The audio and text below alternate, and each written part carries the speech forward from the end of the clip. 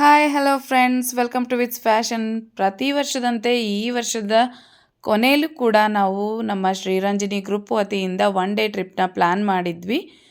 ಆ ಒಂದು ಪ್ಲ್ಯಾನ್ ಮಾಡಿರೋ ಪ್ರಕಾರ ನಾವು ಮೊದಲಿಗೆ ದೇವ್ರ ದರ್ಶನ ಮುಗಿಸ್ಕೊಂಡು ಗಂಗೆಬಾವಿ ರೆಸಾರ್ಟಿಗೆ ಹೋಗೋಣ ಅಂತ ಹೇಳಿ ಡಿಸೈಡ್ ಮಾಡಿ ಬೆಳಗ್ಗೆ 7:15ಗೆ ನಾವು ಧಾರವಾಡದಿಂದ ಹೊರಟ್ವಿ. ಗಂಗೆಬಾವಿ ರೆಸಾರ್ಟು ಧಾರವಾಡದಿಂದ 85 ಕಿಲೋಮೀಟರ್ ದೂರದಲ್ಲಿದೆ. ಅಂದರೆ 1.5 ಅವರ್ ಜರ್ನಿ ಕೂಡ ಆಗುತ್ತೆ ನಿಮಗೆ. ನಾವು ಇಲ್ಲಿಂದ ಹೊರಟು ಅಲ್ಲಿಗೆ ರೀಚ್ ಆಗೋಷ್ಟೊತ್ತಿಗೆ 8:45 ಆಗಿಬಿಟ್ಟಿತ್ತು.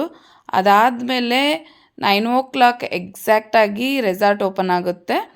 ಓಕೆ, ಇವಾಗ ಟೈಮ್ ಆಗಿದ್ದರಿಂದ ನಾವು ಕೈಗೆ ಬೆಲ್ಟನ್ನು ಹಾಕಿಸ್ಕೊಂಡು ರೆಸಾರ್ಟ್ ಒಳಗಡೆ ಎಂಟ್ರಿ ಆದ್ವಿ.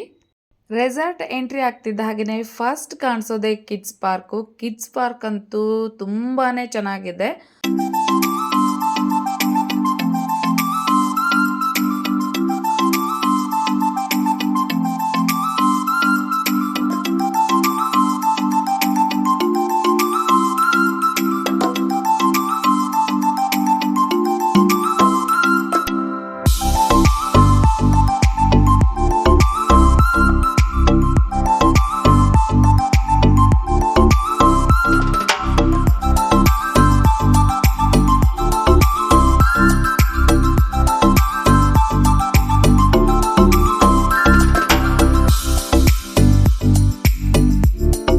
ನೆಕ್ಸ್ಟು ಹಳ್ಳಿ ಮನೆ ಅಂತ ಹೇಳಿ, ಅಲ್ಲಿ ಹಳ್ಳಿಗಳಲ್ಲಿ ನಮಗೆಲ್ರಿಗೂ ಕಾಣಿಸುವಂತಹ ದೃಶ್ಯಗಳನ್ನು ತುಂಬಾ ಸುಂದರವಾಗಿ ಇಲ್ಲಿ ತೋರಿಸಿದ್ದಾರೆ.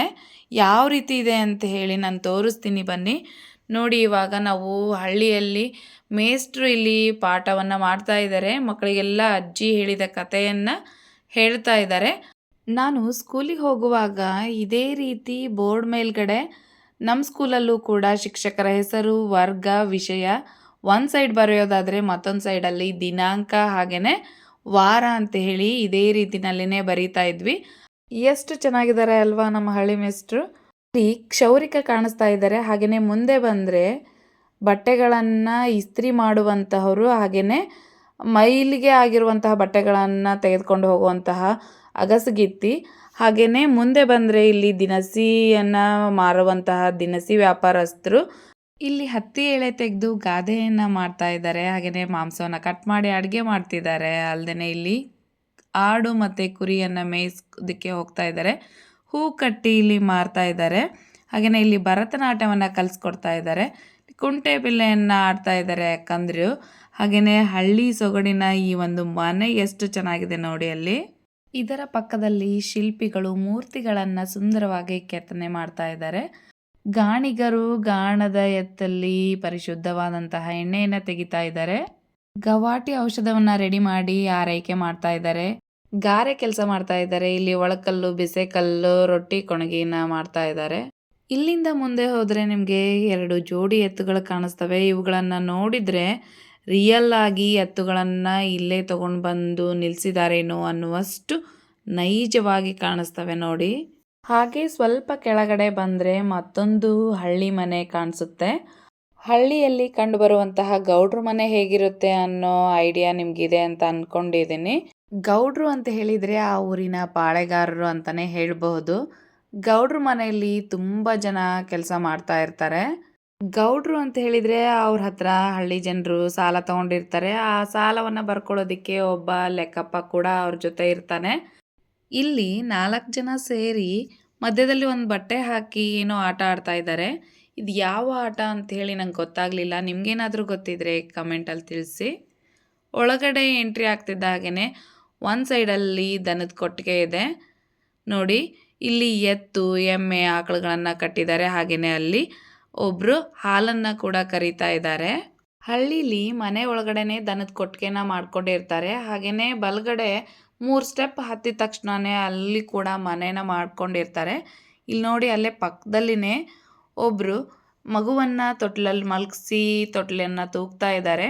ಹಾಗೆಯೇ ಪಕ್ಕದಲ್ಲಿ ಅಜ್ಜಿ ಮೊಮ್ಮಗನಿಗೆ ಊಟನ ಮಾಡಿಸ್ತಾ ಇದ್ದಾರೆ. ಒಳಗಡೆ ಒನಕೆಯಿಂದ ಕಾಳುಗಳನ್ನು ಕುಟ್ಟಿ ಪುಡಿ ಮಾಡ್ತಾ ಇದ್ದಾರೆ. ಇವೆಲ್ಲವೂ ಕಲ್ಪನೆಯಲ್ಲಿ ಮೂಡಿರುವಂಥವುಗಳಲ್ಲ. ಯಾಕೆ ಅಂತಂದರೆ ಹಳ್ಳಿಗಳಲ್ಲಿ ನೈಜವಾಗಿ ಮೂಡಿ ಬರುವಂತಹ ಚಿತ್ರಣಗಳನ್ನು ಇಲ್ಲಿ ತೋರಿಸಿದ್ದಾರೆ ಅಷ್ಟೇ. ಇಲ್ಲಿ ಕುಸ್ತಿ ಪಟುಗಳು ಕಸರತ್ತುಗಳನ್ನು ಮಾಡ್ತಾ ಇದ್ದಾರೆ ನೋಡಿ. ಹಾಗೆಯೇ ಮುಂದೆ ನೇಕಾರರು ಸೀರೆಯನ್ನು ನೇಯ್ತಾ ಇದ್ದಾರೆ. ಹಾಗೆಯೇ ಒಬ್ಬರು ಸೀರೆಗೆ ಬಣ್ಣವನ್ನು ತುಂಬ್ತಾ ಇದ್ದಾರೆ. ಆಶ್ರಮದಲ್ಲಿ ರೋಗಿಗೆ ಚಿಕಿತ್ಸೆಯನ್ನು ನೀಡುವಂತಹ ದೃಶ್ಯವನ್ನು ಕೂಡ ತೋರಿಸ್ತಾ ಇದ್ದಾರೆ. ಇಲ್ಲಿ ಔಷಧವನ್ನು ತಯಾರು ಮಾಡ್ತಾ ಇದ್ದಾರೆ. ಇಲ್ಲಿ ದನದ ಕೊಟ್ಟಿಗೆಯನ್ನು ಕೂಡ ತೋರಿಸಿದ್ದಾರೆ. ಕುಂಬಾರರು ಮಡಿಕೆಗಳನ್ನು ಮಾಡ್ತಾ ಇದ್ದಾರೆ. ಇಲ್ಲೊಂದು ದೃಶ್ಯ ಇದೆ ನೋಡಿ, ಇವರು ಮಣ್ಣನ್ನು ತುಳಿದು ಹದ ಮಾಡ್ತಿರೋದನ್ನು ನೋಡಿದರೆ ಭಕ್ತ ಕುಂಬಾರದಲ್ಲಿ ಡಾಕ್ಟರ್ ರಾಜ್ಕುಮಾರ್ ಅವರು ತುಳಿತಾ ಇರುವಂಥ ದೃಶ್ಯ ನೆನಪಾಗುತ್ತೆ ಅಲ್ವಾ. ಇಲ್ಲಿ ಬಡಿಗೇರು ಬಡಗ್ತನ ಮಾಡ್ತಾ ಇದ್ದಾರೆ. ಅಕ್ಕಸಾಲಿಗರು ಇಲ್ಲಿ ಊರಿನ ಜನರಿಗೆಲ್ಲ ಬಂಗಾರವನ್ನು ರೆಡಿ ಮಾಡಿಕೊಡ್ತಾ ಇದ್ದಾರೆ. ಹಳ್ಳಿಯಲ್ಲಿರುವಂತಹ ಬ್ರಾಹ್ಮಣರು ಪಂಚಾಂಗ ನೋಡಿ ಮಗುವಿನ ಭವಿಷ್ಯವನ್ನು ಹೇಳ್ತಾ ಇದ್ರು. ಹಳ್ಳಿಗಳಲ್ಲಿ ಪ್ರತಿಯೊಬ್ಬರು ಕೂಡ ತಮ್ಮ ತಮ್ಮ ಕುಲ ಕಸುಬುಗಳನ್ನು ಮಾಡ್ತಾ ಇದ್ರು. ಇದರಿಂದಾಗಿ ಹಳ್ಳಿಗಳಲ್ಲಿ ಯಾವುದೇ ರೀತಿ ಸಮಸ್ಯೆ ಬರ್ತಾ ಇರಲಿಲ್ಲ. ಪ್ರತಿಯೊಂದು ಹಳ್ಳಿಯಲ್ಲಿನೇ ಸಿಗ್ತಾ ಇತ್ತು. ಇಲ್ಲಿ ನೋಡಿ, ಇಲ್ಲೂ ಕೂಡ ಕುಲ್ಮೆ ಕೆಲಸವನ್ನು ಮಾಡ್ತಾ ಇದ್ದಾರೆ. ಅಂದರೆ ಕಬ್ಬಿಣವನ್ನು ಬಡಿದು ಬಗ್ಸುವಂತಹ ಕೆಲಸ ಅದು. ಪ್ರತಿಯೊಬ್ಬರು ಕೂಡ ತಮ್ಮ ತಮ್ಮ ಕೆಲಸವನ್ನು ಅಚ್ಚುಕಟ್ಟಾಗಿ ನಿಭಾಯಿಸ್ತಾ ಇದ್ರು ಅಂತಲೇ ಹೇಳ್ಬೋದು ಹಳ್ಳಿಗಳಲ್ಲಿ. ಹಾಗೆಯೇ ಚಪ್ಪಲಿಗಳನ್ನು ಚಮ್ಮಾರರು ರೆಡಿ ಮಾಡ್ತಾ ಇದ್ರು. ಇವರು ಮಾಡಿರುವಂತಹ ಚಪ್ಪಲಿಗಳು ವರ್ಷ ಪೂರ್ತಿ ಅದು ಹರಿತಾನೆ ಇರಲಿಲ್ಲ, ಅಷ್ಟೊಂದು ಗಟ್ಟಿಮುಟ್ಟಾಗಿ ಮಾಡ್ತಾ ಇದ್ರು ಅವರು. ಹಳ್ಳ್ಯಾಗ ಹಳ್ಳಿ ಕಟ್ಟಿ ಮೇಲೆ ಹಳ್ಳಿ ಜನರೆಲ್ಲ ಕೂತು ಹರಟಿ ಹೊಡಿತಿದ್ರಲ್ರಿ, ಅಂಥ ದೃಶ್ಯನೂ ಕೂಡ ಇಲ್ಲಿ ಮತ್ತೆ ಸೃಷ್ಟಿ ಮಾಡ್ಯಾರ ನೋಡ್ರಿ. ಎಷ್ಟು ಚಂದ ಮಾಡ್ಯಾರ ಅಂತಂದ್ರೆ ಅಬಾಬಾಬಾ, ಕಣ್ಣಿಗಂತೂ ಹಬ್ಬ ನೋಡ್ರಿ. ನಾವು ಸಣ್ಣವರಿದ್ದಾಗ ಆಟ ಆಡ್ತಿದ್ವಲ್ರಿ, ಗಾಲಿ ಆಟ ಆಡೋದು, ಚಿನ್ನಿ ದಾಂಡು ಆಟ ಆಡೋದು. ಹಂಗನ ತೆಂಗಿನ ಗರಿ ಮೇಲೆ ಒಬ್ರು ಕುತ್ಕೊಂಡು ಒಂದಿಬ್ಬರು ಮುಂದ್ಗಡೆ ಎಳ್ಕೊಂಡು ಹೋಗೋ ಅಂಥ ಆಟ. ಅಲ್ದನ ಕಲ್ಲೆಲ್ಲ ಜೋಡಿಸಿಟ್ಟು ಲಗೋರಿ ಆಡ್ತಿದ್ವಲ್ರಿ, ಬಾಲ್ ತೊಗೊಂಡು ಒಬ್ರಿಗೊಬ್ರು ಹೊಡೆದಾಡ್ಕೊತ ಹೋಗೋ ಅಂಥದ್ದು ಆ ಆಟ. ಉಪ್ಪು ಮೂಟೆ ಆಟ, ಅದಾದಮೇಲೆ ಬುಗುರಿ ಆಟ. ಇವೇನು ಆಟ ಆಡ್ತಿದ್ವಲ್ಲ ಎಲ್ಲವುಗಳನ್ನು ಅಲ್ಲಿ ಈ ರೀತಿ ಗೊಂಬೆಗಳನ್ನು ಇಟ್ಟಿಟ್ಟು ಆ ಆಟಗಳನ್ನು ಮತ್ತೆ ನಮಗೆ ನೆನಪು ಮಾಡೋ ರೀತಿ ಒಳಗೆ ಅವುಗಳನ್ನು ಅಲ್ಲೆಲ್ಲೇ ಜೋಡಿಸಿಟ್ಟಾರ. ಅವಂತೂ ನಮ್ಮ ಬಾಲ್ಯವನ್ನು ನೆನಪು ಮಾಡ್ತಾವೆ ನೋಡ್ರಿ. ಹಳ್ಳಿ ಮನೆ ನೋಡಿ ನಾವಿಲ್ಲಿ ಬ್ರೇಕ್ಫಾಸ್ಟ್ ಮಾಡೋದಕ್ಕೆ ಅಂತೇಳಿ ಬಂದೇವಿ. ಇಲ್ಲಿ ವೆಜಿಟೇರಿಯನ್ಸಿಗೆ ಅಂತ ಹೇಳಿ ಇರುವಂತಹ ಪ್ಲೇಸ್ ಇದು. ಇಲ್ಲಿ ನಮಗೆ ಬ್ರೇಕ್ಫಾಸ್ಟಿಗೆ ಉಪ್ಪಿಟ್ಟು, ಶಿರಾ, ಇಡ್ಲಿ, ವಡೆ, ಸಾಂಬಾರು, ಚಟ್ನಿ ಎಲ್ಲವನ್ನು ಮಾಡಿದ್ರು. ಒಂದಕ್ಕಿಂತ ಒಂದು ಮಸ್ತ್ ಅಂದ್ರೆ ಮಸ್ತ್ ಇದ್ವು ನೋಡ್ರಿ. ಒಂದಷ್ಟು ಆ್ಯಕ್ಟಿವಿಟೀಸ್ ಅದಾವು, ಅವನ್ನೆಲ್ಲ ಆಟ ಆಡಬೇಕು ಅಂತೇಳಿ ಹೇಳಿದ್ರಿಂದ ನಾವು ಕೂಡ ಬೆಳಗಿನ ಬ್ರೇಕ್ಫಾಸ್ಟ್ ಬ್ಯಾಟಿಂಗ್ನ ಸಖತ್ತಾಗೆ ಬಾರಿಸ್ಬಿಟ್ವಿ. ಬ್ರೇಕ್ಫಾಸ್ಟ್ ಅನ್ಲಿಮಿಟೆಡ್ ಆಗಿರ್ತೈತಿ, ಎಷ್ಟು ಸಲ ಬೇಕಾದ್ರೂ ಹಾಕಿಸ್ಕೊಂಡು ತಿನ್ನಬಹುದು. ಉಪ್ಪಿಟ್ಟಂತೂ ಮಸ್ತ್ ಅಂದ್ರೆ ಮಸ್ತ್ ಆಗಿತ್ತು.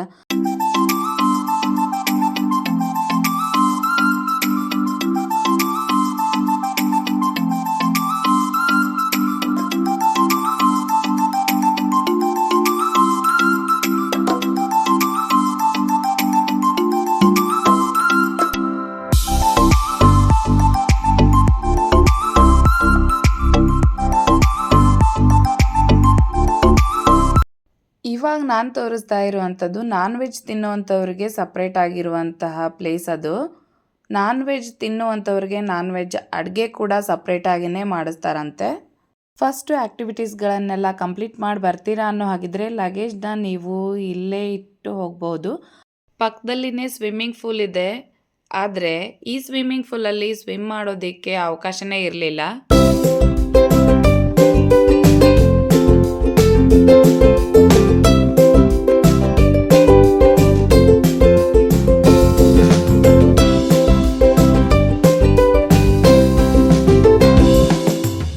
ನಮಗೆ ಸ್ವಲ್ಪ ಚೇಂಜ್ ಬೇಕು, ಒನ್ ಡೇ ಸ್ಟೇ ಮಾಡಿ ಬರಬೇಕು ಅನ್ನೋ ಹಾಗಿದ್ರೆ ಇಲ್ಲಿ ನಿಮಗೆಲ್ರಿಗೂ AC ಬೇಸ್ ಕಾಟೇಜ್ ಅಂತ ಹೇಳಿದೆ, AC ಟಾಪ್ ಕಾಟೇಜ್ ಅಂತ ಇದೆ, ಟೆಂಟ್ ಹೌಸ್ ಅಂತ ಹೇಳಿದೆ, ಡಾರ್ಮೆಟ್ರಿ ಅಂತ ಹೇಳಿದೆ. ಈ ಎಲ್ಲ ಆಪ್ಷನ್ನಲ್ಲಿ ಯಾವುದಾದ್ರೂ ಒಂದನ್ನು ಸೆಲೆಕ್ಟ್ ಮಾಡಿಕೊಂಡು ನೀವು ಅಲ್ಲಿ ಸ್ಟೇ ಮಾಡಿ ಕೂಡ ಬರ್ಬೋದು. ಇವಾಗ ನಾನು ತೋರಿಸ್ತಾ ಇರುವಂಥದ್ದು AC ಟಾಪ್ ಕಾಟೇಜ್. ಅದರೊಳಗಡೆ ವಾರ್ಡ್ರೂಬ್ ಕೂಡ ಇದೆ ನೋಡಿ, ಎರಡೂ ಸೈಡಲ್ಲೂ ಕೂಡ ವಾರ್ಡ್ರೂಬ್ ಇದೆ. ನೀವು ನಿಮ್ಮ ಲಗೇಜ್ಗಳನ್ನು ಇಲ್ಲಿ ಇಟ್ಕೊಳ್ಬೋದು. ರೂಮ್ ಕೂಡ ಸ್ಪೇಸಿಯಸ್ ಆಗಿದೆ. ಹಾಗೆಯೇ AC ಮತ್ತು TV ಫೆಸಿಲಿಟಿ ಕೂಡ ಇದೆ ಇಲ್ಲಿ. ರೂಮಲ್ಲಿ ಗಾಳಿ ಬೆಳಕು ತುಂಬ ಚೆನ್ನಾಗಿ ಬರುತ್ತೆ. ಹಾಗೆಯೇ ಬಾಲ್ಕನಿ ಕೂಡ ಸ್ಪೇಸಿಯಸ್ ಆಗಿದೆ. ಬಾಲ್ಕನಿಯಿಂದ ನೀವು ಹೊರಗಡೆ ವ್ಯೂವ್ನ ನೋಡಿದರೆ ಎಷ್ಟು ಬ್ಯೂಟಿಫುಲ್ಲಾಗಿ ಕಾಣಿಸುತ್ತೆ ನೋಡಿ.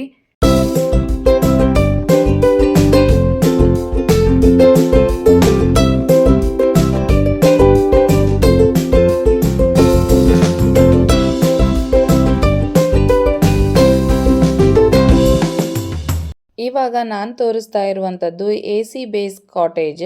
ರೂಮ್ ಸ್ಪೇಸಿಯಸ್ ಆಗಿದೆ, ಕ್ಲೀನ್ ಇದೆ, ಹಾಗೆಯೇ ಅಟ್ಯಾಚ್ ಬಾತ್ರೂಮ್ ಆ್ಯಂಡ್ ಟಾಯ್ಲೆಟ್ ಇದೆ, ವಾರ್ಡ್ರೋಬ್ ಇದೆ, ಮಿರರ್ ಇದೆ. ನೈಟ್ ಸ್ಟೇ ಮಾಡುವಂಥವ್ರಿಗೆ ಡಿನ್ನರ್ ಕೂಡ ಇದೆ, ಹಾಗೆಯೇ ಫೈರ್ ಕ್ಯಾಂಪ್ ಕೂಡ ಇಲ್ಲಿ ಮಾಡ್ತಾರೆ. ಅಲ್ಲದೆ ಮ್ಯೂಸಿಕ್ ಪ್ರೋಗ್ರಾಮ್ ಕೂಡ ಇವರು ಅರೇಂಜ್ ಮಾಡಿರ್ತಾರೆ. ಟಾಪ್ ಕಾಟೇಜು ಮತ್ತು ಬೇಸ್ ಕಾಟೇಜಲ್ಲಿ 2 ಮೆಂಬರ್ಸ್ ಸ್ಟೇ ಮಾಡಬಹುದು. ಟೆಂಟ್ ಹೌಸಲ್ಲಾದರೆ 3 ಮೆಂಬರ್ಸ್ ಸ್ಟೇ ಮಾಡ್ಬೋದು. ಅದೇ ಡಾರ್ಮೆಟ್ರಿನಲ್ಲಾದರೆ 18 to 24 ಮೆಂಬರ್ಸ್ ಸ್ಟೇ ಮಾಡ್ಬೋದು. ಎಕ್ಸ್ಟ್ರಾ ಬೆಡ್ ಏನಾದರೂ ನಿಮಗೆ ಬೇಕು ಅನ್ನೋ ಹಾಗಿದ್ದರೆ ಕೂಡ ಎಕ್ಸ್ಟ್ರಾ ಬೆಡ್ಡನ್ನು ಕೂಡ ಅವರೇ ಪ್ರೊವೈಡ್ ಮಾಡ್ತಾರೆ. ಬಟ್ ಅದಕ್ಕೆ ಎಕ್ಸ್ಟ್ರಾ ಚಾರ್ಜ್ ಅಂತ ಹೇಳಿ ಮಾಡ್ತಾರೆ. ಈ ನೇಚರ್ ರೆಸಾರ್ಟಲ್ಲಿ ಮದುವೆ ಅಥವಾ ಎಂಗೇಜ್ಮೆಂಟನ್ನು ನಾವು ಮಾಡ್ಕೊಳ್ತೀವಿ ಅನ್ನೋ ಹಾಗಿದ್ದರೆ ನಿಮಗೆ ಸಪ್ರೇಟಾಗಿ ಹೊರಗಡೆನೆ ಆ ಒಂದು ಸ್ಟೇಜ್ ಕೂಡ ಅರೇಂಜ್ ಮಾಡಿದ್ದಾರೆ. ಅಲ್ಲಿ ನೀವು ಯಾವ ರೀತಿ ಡೆಕೋರೇಷನ್ ಬೇಕಾದರೂ ಮಾಡಿಸ್ಕೊಂಡು ಔಟ್ಡೋರಲ್ಲಿ ನೀವು ಆ ಒಂದು ಫಂಕ್ಷನ್ನ ಮಾಡ್ಕೊಳ್ಬಹುದು. ಫಸ್ಟ್ ಬ್ರೇಕ್ಫಾಸ್ಟ್ ಮಾಡಿದ ತಕ್ಷಣವೇ ಕೆಲವೊಂದಷ್ಟು ಆ್ಯಕ್ಟಿವಿಟೀಸ್ಗಳಿರ್ತವೆ, ಅವುಗಳನ್ನೆಲ್ಲವನ್ನ ಆಟ ಆಡ್ಕೊಂಡು ಬರಬೇಕಾಗುತ್ತೆ. Boating, kayaking, high rope activity, ಮತ್ತು bullock cart ride, horse ride, kids park ಇದೆ, ಜಿಪ್ ಲೈನ್ ಇದೆ, ಹಾಗೆಯೇ ರೈನ್ ಡ್ಯಾನ್ಸ್, ಮಿನಿ ಗಾಲ್ಫ್ ಇದೆ, 360 ಸೈಕ್ಲಿಂಗ್ ಕೂಡ ಇದೆ, ರೋಪ್ ಸೈಕ್ಲಿಂಗ್, ರಾಕೆಟ್ ಎಜೆಕ್ಟರ್, ಇಂತಹ ಎಲ್ಲ ಆ್ಯಕ್ಟಿವಿಟೀಸ್ಗಳನ್ನು ಮೊದಲು ಮುಗಿಸ್ಕೊಳ್ಳಿ. ಇದು ಬೋಟಿಂಗ್ ಮಾಡುವಂತಹ ಪ್ಲೇಸು. ಹಾಗೆಯೇ ಅದ್ರ ಪಕ್ಕದಲ್ಲಿನೇ ಎಲ್ಲ ರೋಪ್ ಆ್ಯಕ್ಟಿವಿಟೀಸ್ ಕೂಡ ಅಲ್ಲೇ ಇದ್ದಾವೆ. 360 ಡಿಗ್ರಿ ಸೈಕ್ಲಿಂಗ್ ಕೂಡ ಅಲ್ಲಿನೇ ಇದೆ. ನಮ್ಮೆಲ್ರಿಗೂ ಕೂಡ ರಾಕೆಟ್ ಎಜೆಕ್ಟರ್ ಗೇಮ್ ಅಂತೂ ಸಖತ್ ಥ್ರಿಲ್ಲಿಂಗ್ ಆಗಿತ್ತು. ಜಾಸ್ತಿ ಎಂಜಾಯ್ ಮಾಡ್ತಾ ಆಟ ಆಡಿರುವಂತಹ ಆಟ ಅಂದ್ರೇ ಅದು. ಎಲ್ಲರೂ ಕೂಡ 2 ಸಲ ಆ ಒಂದು ಗೇಮ್ನ ಆಟ ಆಡಿ ಬಂದಿದ್ದಾರೆ ಗೊತ್ತಾ.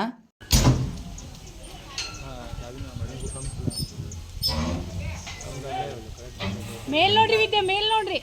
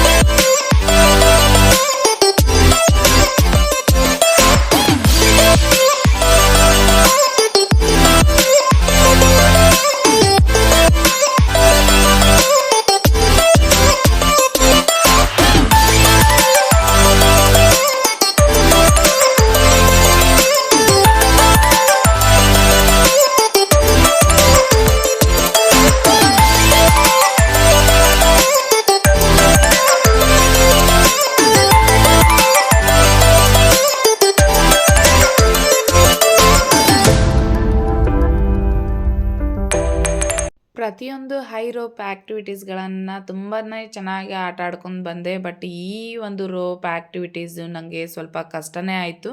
ಆದರೆ ಅಲ್ಲಿರುವಂತಹ ಅವರೆಲ್ಲರೂ ನನಗೆ ತುಂಬ ಚೆನ್ನಾಗಿ ಗೈಡ್ ಮಾಡಿದರು.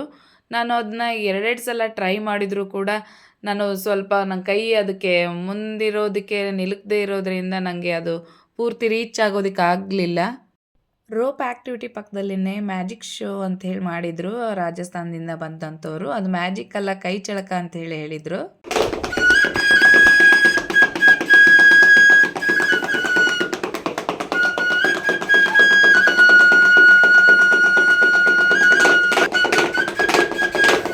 हीरोइन है तीन।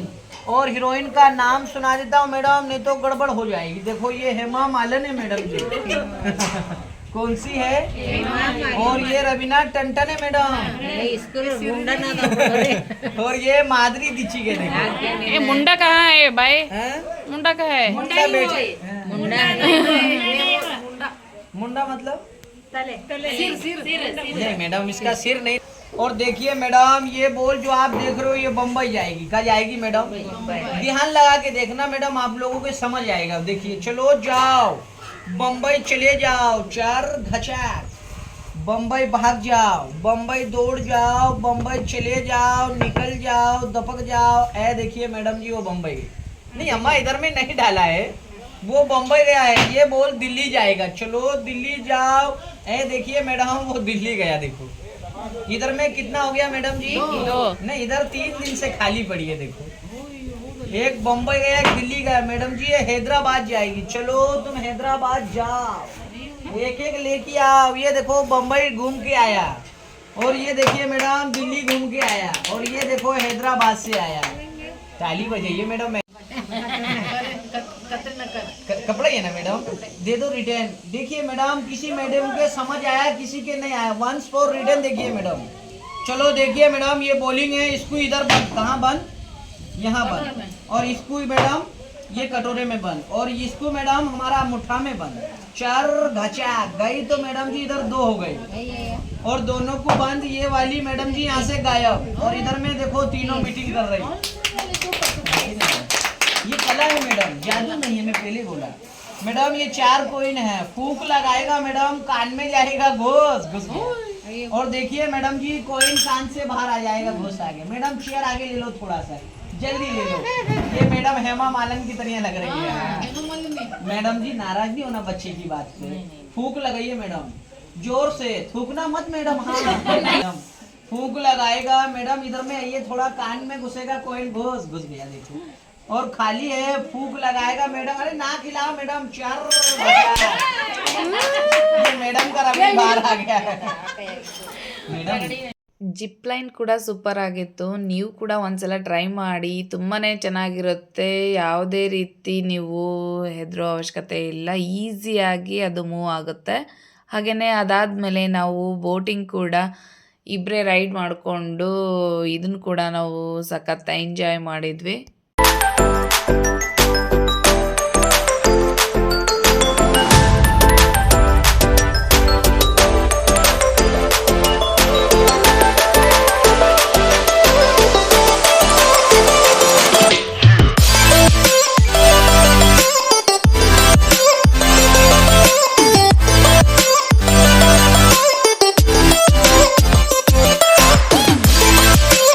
ಬಿಸಿಲು ಜಾಸ್ತಿ ಇದ್ದಿದ್ದರಿಂದ ಬಾಯಾರಿಕೆ ಕೂಡ ಜಾಸ್ತಿನೇ ಆಗಿತ್ತು. ಆದರೆ ಅಲ್ಲಿ ರಾಗಿ ಅಂಬ್ಲಿ ವ್ಯವಸ್ಥೆನ ಮಾಡಿದ್ರು.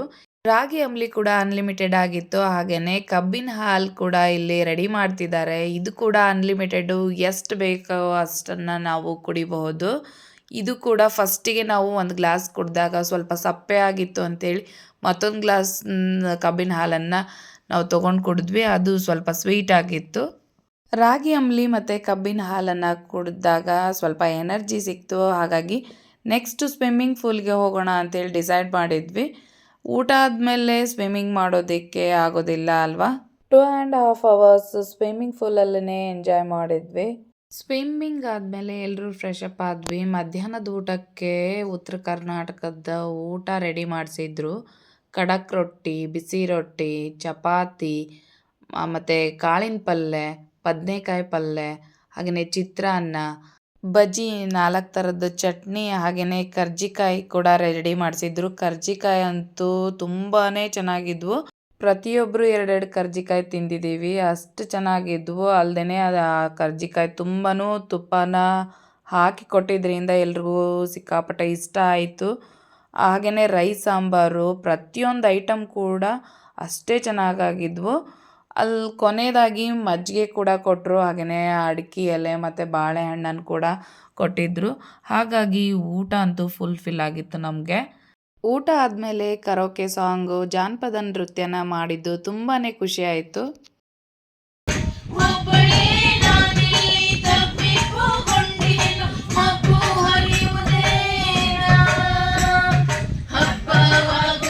ನನ್ನ ಅಣ್ಣಯ್ಯ ದೊಡ್ಡ ಸೌಕಾರ ಹೆಂಗಾದೀತ ತಂಗಿ ಮರಿಯಾಕ. ನನ್ನ ಅಣ್ಣಯ್ಯ ದೊಡ್ಡ ಸೌಕಾರ ಹೆಂಗಾದೀತ ತಂಗಿ ಮರಿಯಾಕ.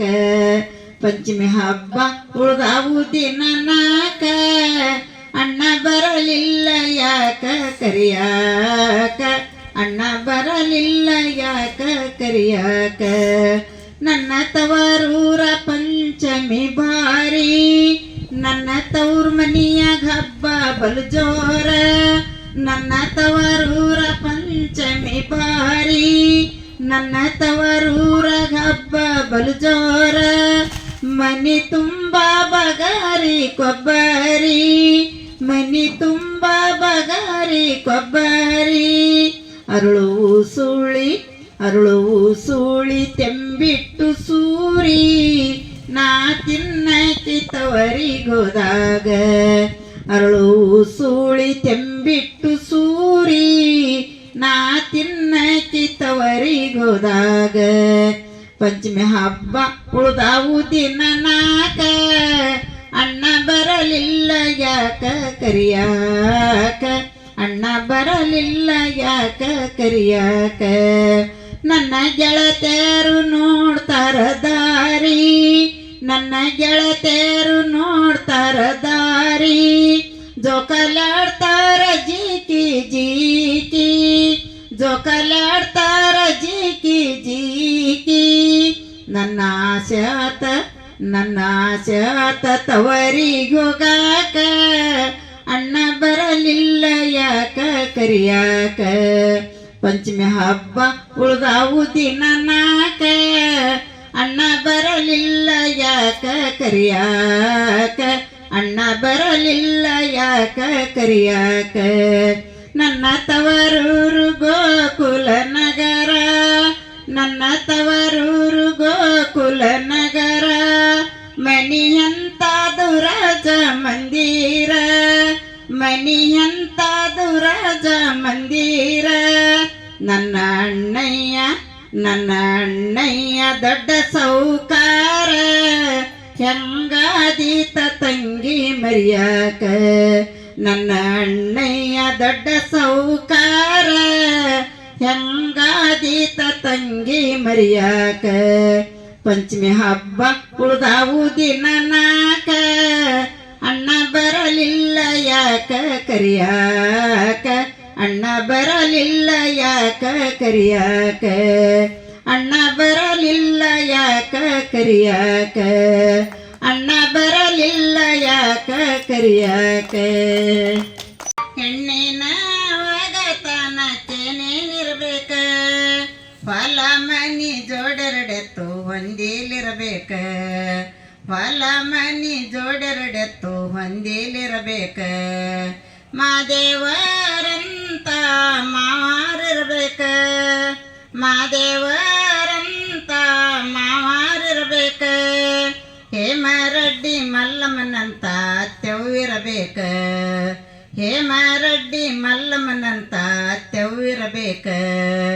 ಹೆಣ್ಣಿನ ಒಗತನಕ್ಕೇನೇನಿರಬೇಕ, ಹೆಣ್ಣಿನ ಒಗತನಕ್ಕೇನೇನಿರಬೇಕ.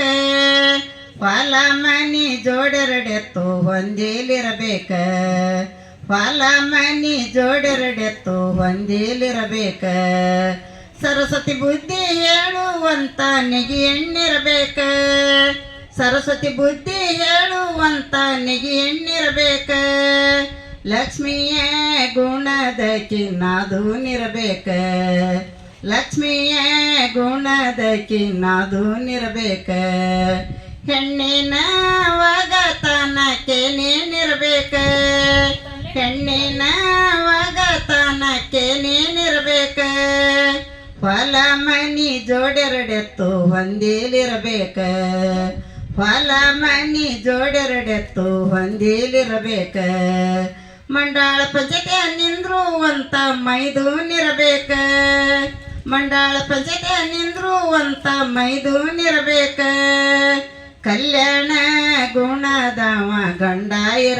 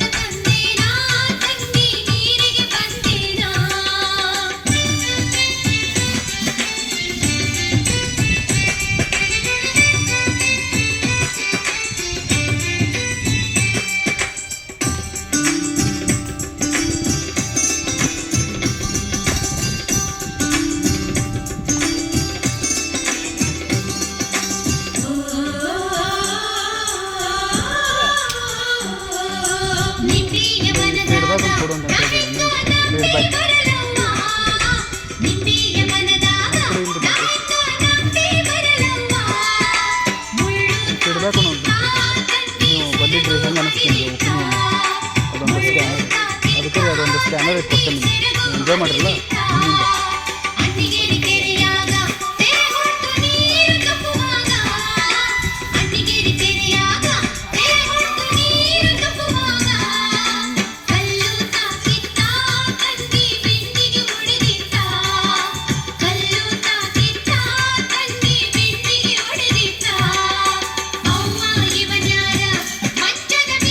ನಿಮ್ಮಿಂದ ಮಲಗ್ಯಾನ